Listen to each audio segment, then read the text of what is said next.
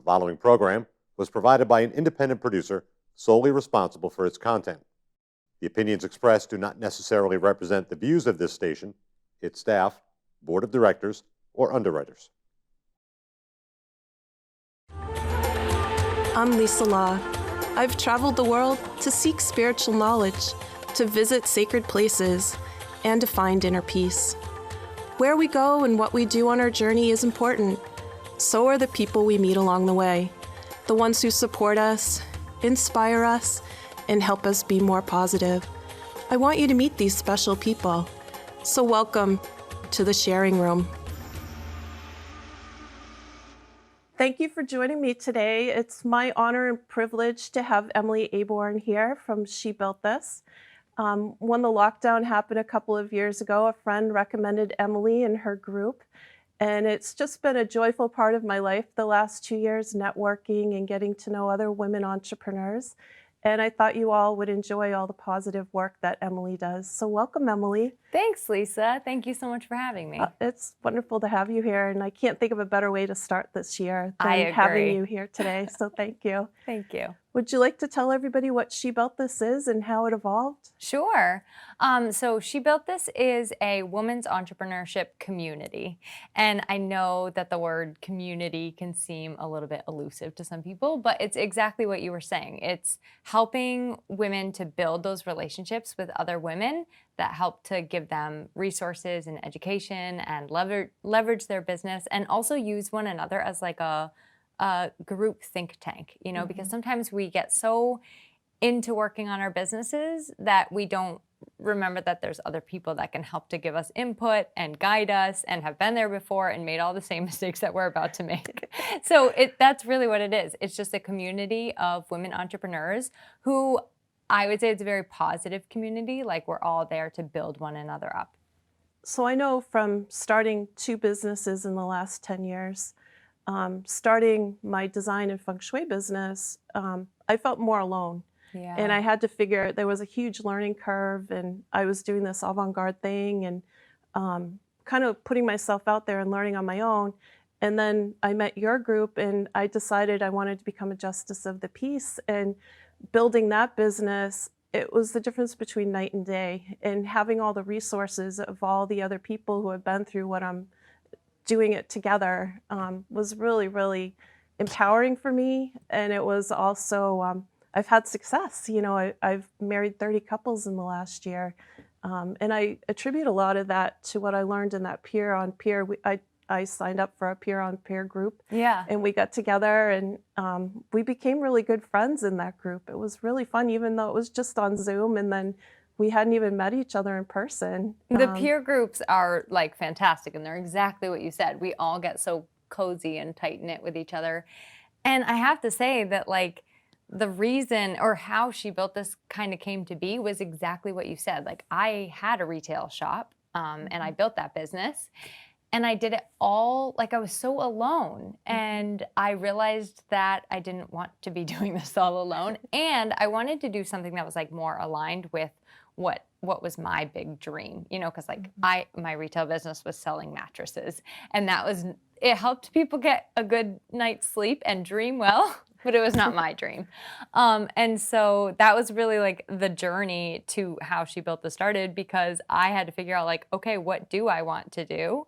And how do I even do that? And so, like, that's when that community of women just started, like, building around me. And yeah, exactly what you said. So the neat thing about the She Built This is a lot of us are different ages, and we come from different skill sets, and we have different kinds of businesses. But the neat thing is that there's also the group that I was in, we were all sort of in the same place too. And we were talking about a lot of the same things. And then now I've seen their successes, and I'm like, yay, look at what she's doing, all these different things. And so you have this cheering squad also behind you, wanting the best for you, which is really, really neat. And you create that environment. I want to compliment you on that. Thank you. You create this safe place for people to come in and talk openly about challenges they're having and look for solutions. And you do a really great job moderating that and making people feel safe. Thank you. I Yeah. really am a firm believer in like celebrating one another's wins over competition, which we Mhm. see so much of, comparison, competition, that's everywhere. And I really think that we can create a new normal. I know that Mhm. phrase. I started that phrase. I'll have you know.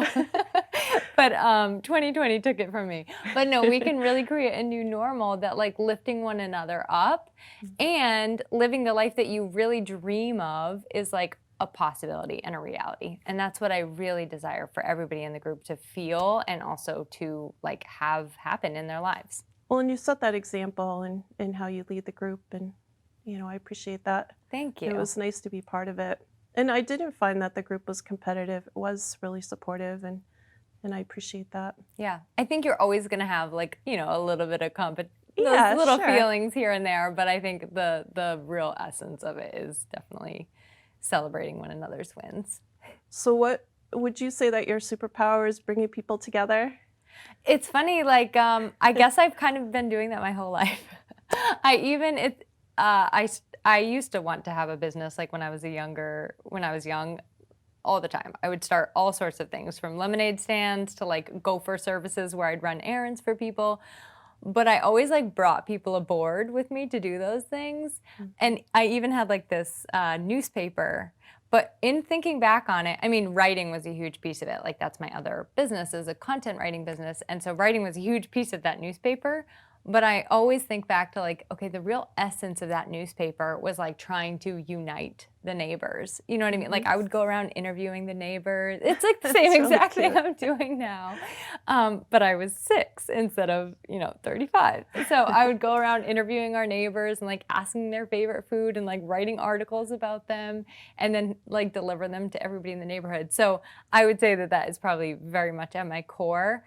I don't think I ever, I never would have like put my finger on that until many, many iterations of myself. But yeah, Mhm. that is definitely one of my values is community. Well, and I think we're always reinventing ourselves, and it's nice to have a group of people that support you and have Definitely. gone through the same process of reinventing themselves, especially in the last 2 years. We've all had to be resilient, especially all of us who run our own business. Yeah, definitely. What would you say are the challenges now for the women that you're working with? I think a lot of people, I mean, it's really hard that we can't do as much in-person stuff. Yeah, I And think we all it's miss that. every time we try to do something, it doesn't really like work. Like I did an event back in October and it just had so many like snags Mhm. and it just didn't end up being what I envisioned. And it was fantastic, but it just was not like what it used to be. You know what I mean? And Mhm. so I think that's one challenge. Although I will say, like, to your point of the peer groups meeting via Zoom and everything I have been doing via Zoom, I still do feel very much connected with everybody. And I feel that Zoom has allowed us to like open up to a broader, we can reach more Yeah, you people. have people all across the country now, right? Exactly. Yeah. And people in the actual like free group are even from Australia and England. Oh, that's So neat. so that's been really great. And I still do think that you can feel connected and you can touch base more often. Like when we're in person, you might get together like once a month or once Mhm. every 2 months. But when you're doing something on Zoom, it's so much easier to just like put it in your schedule and like Mhm. show up every week. So I think that's actually been like, been a challenge, but it's also, there are some silver linings there. And then the other challenge is I think people are still kind of I think it's getting a little bit better, but I think people have really been struggling to get their feet underneath them these past couple of years and like regain their bearings and figure stuff Mhm. out. So that's actually again like it's a struggle, but I think that's where the power of the group comes in because it's like you're not doing this alone. Yeah. We are all here. And I've seen some really interesting shifts in people, like everything from somebody deciding, you know what, I don't think I want to be an entrepreneur right now. And Yeah. that's okay too, Mhm. to things like people getting ready to scale their business to like a level they never would have thought possible. So it's been an interesting road, but I think those are some of the major challenges. So, what would you say are some of the skills that successful entrepreneurs have? And we don't have to just talk about women entrepreneurs. Yeah, I'm, it's I'm going to all. say it's for both. That's a great question, and I want to ask you the same question. But I think the first one that pops into my mind is like a resilience, and I don't think that resilience always means forcing yourself through something. I think resilience means being able to like really look at a situation and say, what is the action that's going to get me closest to what I desire? And then like having the inner strength to be able to get to that. You know, sometimes that is closing your business or stopping what you're doing and pivoting. And sometimes that means to pick yourself up off the floor and keep on going. And so resilience looks totally different depending on you, depending on your situation. But I think that's like the first one that pops into my head because this is not a job. This is definitely not a path for the weak. No, because you have to get up every day and motivate yourself. Yeah. And you take a leap of faith in saying, yes, I'm going to hang my own shingle and I'm going to do all the work. And you have to wear a lot of different hats. Yeah. You have to be a marketing expert and you have to be a good networker and provide good service and keep your books and all those other things. You have to wear all those different hats. Yeah, you wear a lot of hats. I would say as an entrepreneur, because you wear so many hats, I would say that one of the hard parts for me was letting some stuff go and asking for help. When I wasn't good at something, I would try and push through, but then I'd put all that energy into trying to figure that out instead of just hire somebody. And so there's that balancing act too, because our time and our energy is valuable. If we're putting it towards something we're not good at, Definitely. I could have used all that energy to do this instead. And so I think I learned that too. And I always tell people, like when it comes to content writing, for example, I always tell people like, you didn't become a bookkeeper because you want to write content for yourself. You know what I mean? You became a bookkeeper because you want to do bookkeeping.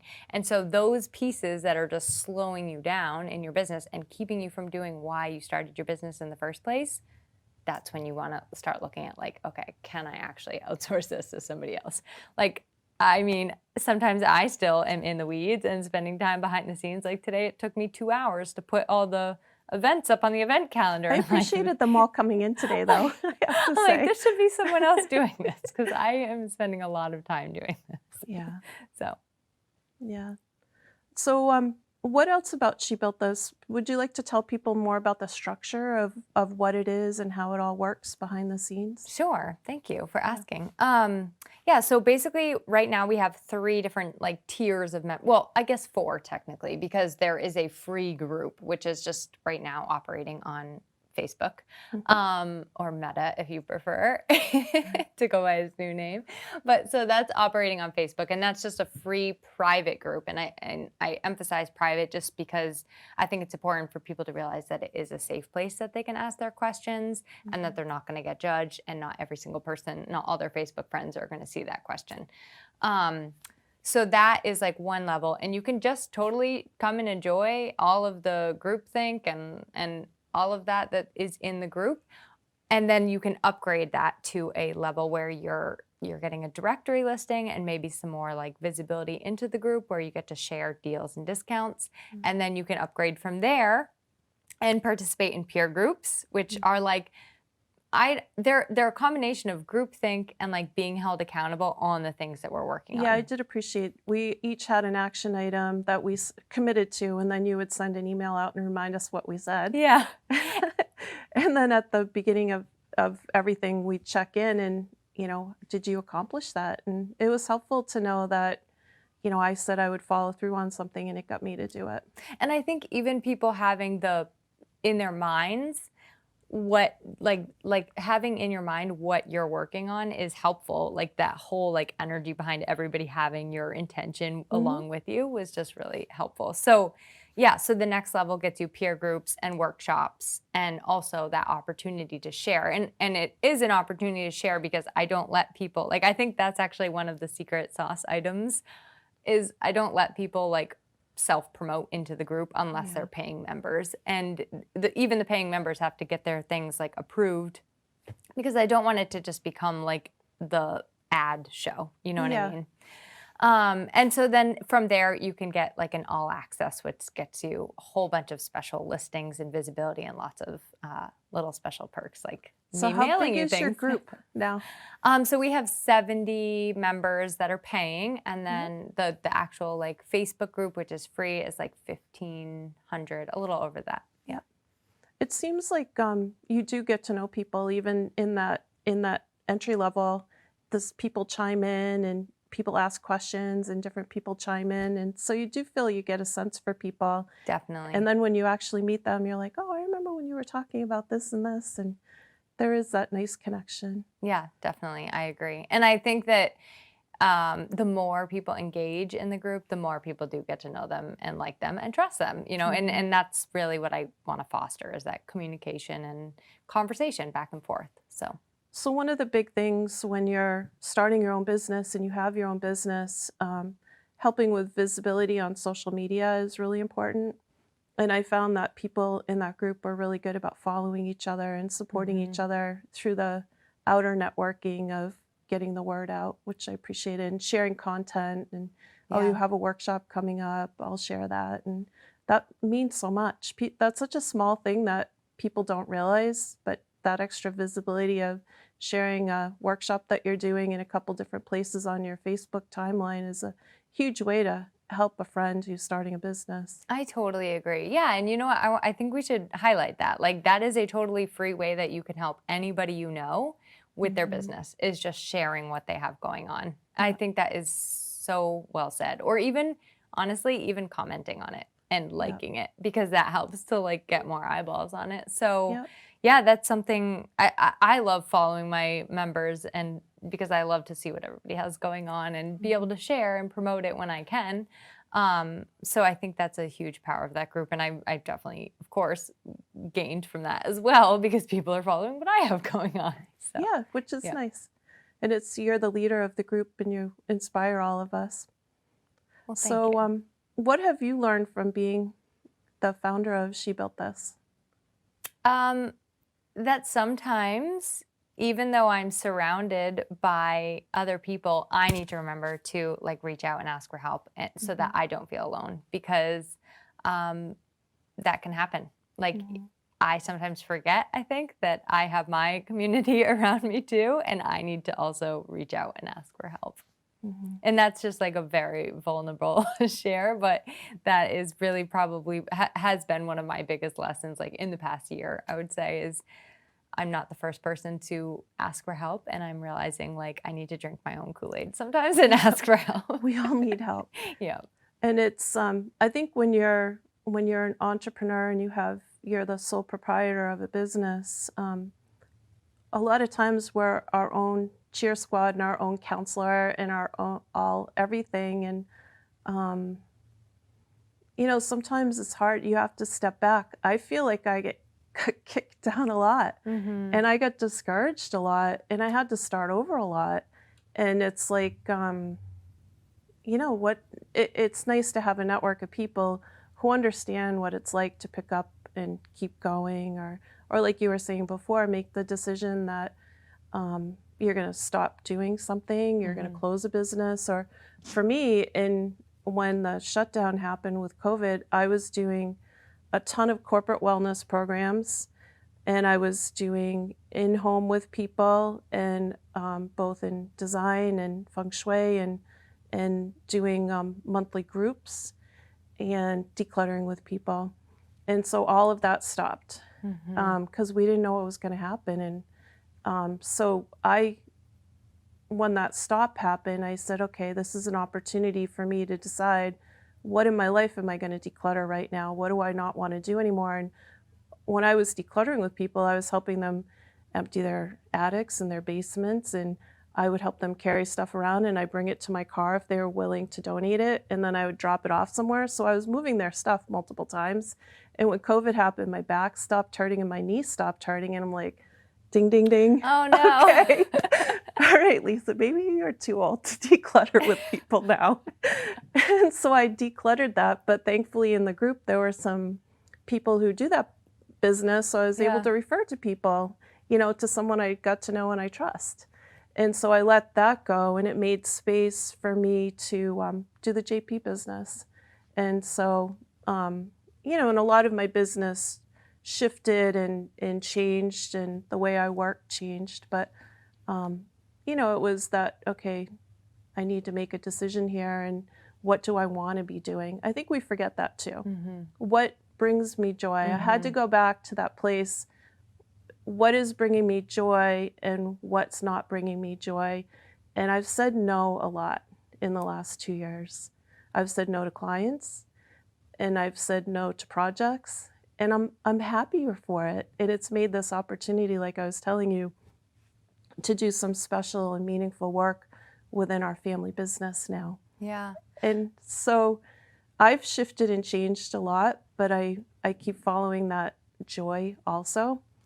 I think we forget when we always think, oh, work should be work. It should be Yeah. hard work. And maybe it is harder work than sitting on your couch watching Netflix all day. I mean, maybe that might be very hard for some people. But I think that we forget that it doesn't have to be awful every day. You know what I mean? It can actually be very lovely and joyful. And if it's not, you should probably take a look at tweaking it, because you started a business. You didn't create something so that you would be miserable every single day, And I think I've had to go through that too with the mattress store. Not that I was miserable, but it just was not right. And also, even with iterations in my own business, trying to figure out, okay, why am I not, why is this feeling so horrible and running through, I don't know, mud every single day, and really getting to a place where I felt more aligned in my business. And I think 2021 was definitely that year for my writing business, where I finally was like, oh, I can say yes to the things I love and no to the things I don't love. And it's as easy as that. Well, and I think we need to, when we own our own business, we have to learn how to recharge too. And if we say yes to everything all the time, even the things that are depleting us, then we have no time left and no energy left in the tank to put into those meaningful things like your writing. And the creative stuff takes more energy, I think, because you're creating something new and you're creating something that might not be out there. And there's a lot of thought that goes into all of that. Yeah. And so, so that's another thing I've learned, because you can get up if you work at home and you can be at your desk all day, and then all of a sudden the day's gone and you're like, okay, maybe I need a little more balance here too. Yeah. And sometimes the day is gone, you're like, I didn't actually do anything today, because we let ourselves get procrastinated and distracted and things like that. Yeah. So that's the kind of thing, this just lights me up, is talking about all of those resources to help make ourselves kind of more aligned. And I think that's really the key to productivity, is feeling aligned with what you're doing. I think we forget too that we tend to celebrate the achievement in cycles, the growth and the pinnacle. We tend to celebrate that. And for every growth and everything that we achieve, we also need to rest. And there's also maybe a letting go, just like the leaves on the trees, the trees let go every year, and there's a rest time. And then that gives them the energy to start up again and grow something new. And I think we forget that, in our culture, for sure. I think COVID's been the big pause. Yeah, you mean us being cyclical beings? Yeah, we're cyclical, and work is cyclical too. You can't just always be in the growth and the pinnacle. Yeah. And sometimes you have to figure out what to let go and what needs to rest and all the rest. And I think that's one thing I've learned even more in the last 10 years. Yeah, that's a really good point. Yeah. So what else about entrepreneurship should people maybe we've inspired someone to start a business today? Well, if you're on the, I can't think of the word. If you're straddling the line of starting or not starting, I think you should definitely start a business. If you have the, if that is going to work for you, I would never suggest to somebody to just quit their job and go all in, unless that is completely financially reasonable for them. So if you can't start today or tomorrow and you're dying to get started, Lisa and I talked about this before, take one step every single day towards that direction. And it's sometimes that can feel eternal, you know what I mean? But that is really like how you get to your dreams, is you take one step every single day in the direction that you want to go. That's my favorite quote by Lao Tzu. The journey of 1,000 miles begins with a single step. Yeah, it's so true. But if you think one step a day is 365 steps, and I think it's a good time to talk about that with New Year's resolutions too.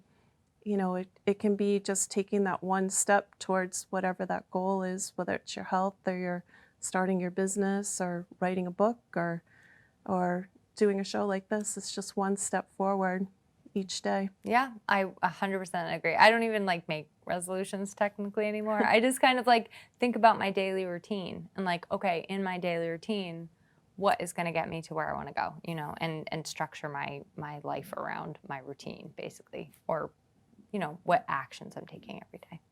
So do you have a life philosophy that you live by? Or a quote that, that inspires well, you? I always say, and I don't know if this is a life philosophy, but I always say the only way through is through. And I'll tell you why. I mean, I say it to get through like tough stuff, you know, like hardships. But also sometimes when we're sitting around like waiting for the perfect moment or the inspiration or the passion or whatever it is we're like waiting for, like, please, please. The only way to make it happen sometimes is to just like sit down and start doing it, like start taking the step. And I say that like when I hit a writer's block, I sit down, I write, I'm having a writer's block, I can't think of what to say, and then I start writing. And it like is almost every single time. So I do believe the only way through is through. Well, and I think like I took a writing workshop and she talked about the terrible first draft. Just write the terrible first draft. And that gets you unstuck, like what you were doing. Just write it. And, Yeah. Well, it's been wonderful to have you here, Emily. How can people find you and She Built This to learn more? Yeah, this was very fun. Thank you for having me. Yeah, you're welcome. And to learn more about She Built This, you can just visit www.shebuiltthis.org. It will pretty much get you everywhere you want to go. And you have a podcast too. Would you like to tell them about that? Yes, so the podcast is also called She Built This, and I get to interview like women entrepreneurs and also the people in their lives that support them and just like help bring tips and inspiration and also let them tell their stories, because I think that's how we all really learn, is from sharing our stories with one another. Yeah. Well, thank you so much. It Thanks, was an honor Lisa. having you here, and I wish you all the best this year ahead. And thank you everyone for joining us on the Sharing Room. Take care and namaste. The preceding program was provided by an independent producer solely responsible for its content. The opinions expressed do not necessarily represent the views of this station, its staff, board of directors, or underwriters.